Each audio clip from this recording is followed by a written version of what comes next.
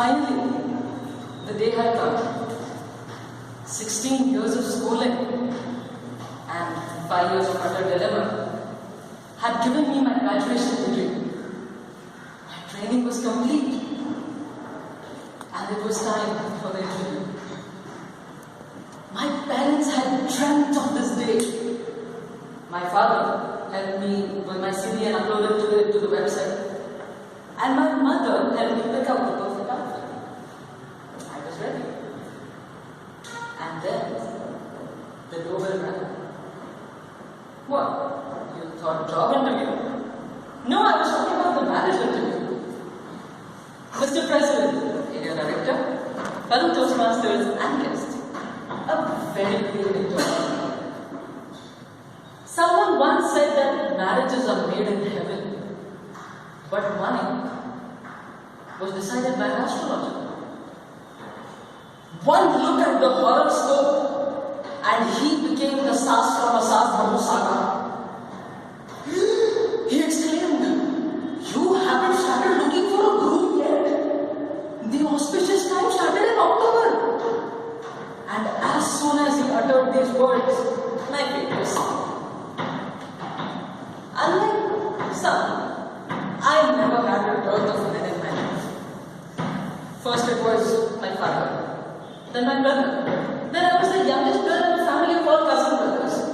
Then I had an entourage of male friends who called me their bro and made sure that I never got into a relationship.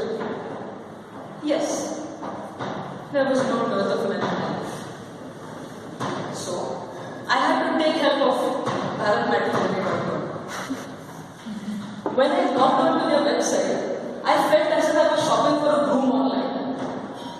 While I was reading the description of one, on the right side I saw 3 items that I had forgotten to add to my cart. And down below I saw 3 others with the tagline, "If you like this one, you might also like." Well, I thought, what is the parallel word for bird watching? Any idea? Well, I thought bird watching was fun until I browsed through those profiles. And I realized that if I meet each and every one of them, they would come up to me and ask one question.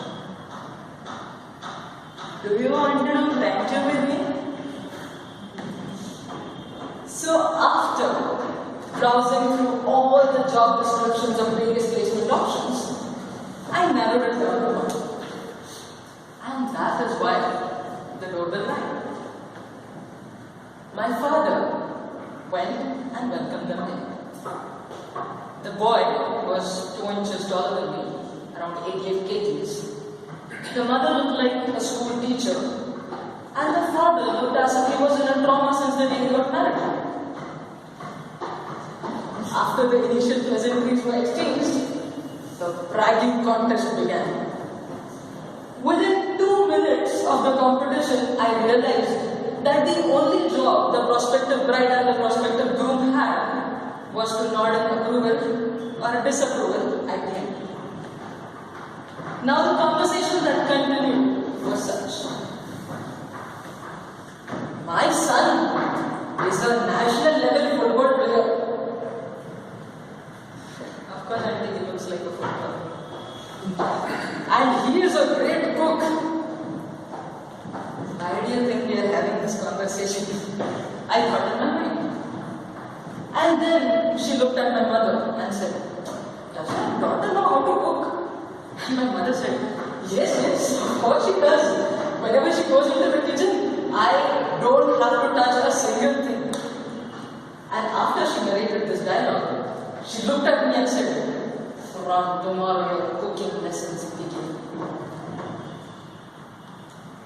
Amidst this conversation, I saw something. My father, who always argues with me, was always on the offensive mood whenever he talks, was quiet. He was listening to whatever they were saying. My mother was a joker who jests and jokes and makes fun, and she's the Mrs. Funny Bones of our family. Was using the words carefully. cautious.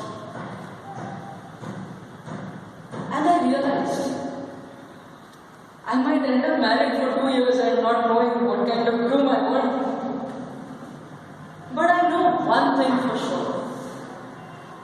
I want a person who will come and make my family feel comfortable in their skin. Make my father feel like the lion and the protector that he is. Take my mother's jokes with a pinch of salt and accept me for the dog that I am. Until then, we will continue to conduct interviews, so if you are interested, you know where to forward your profiles. Over to you, Amrita.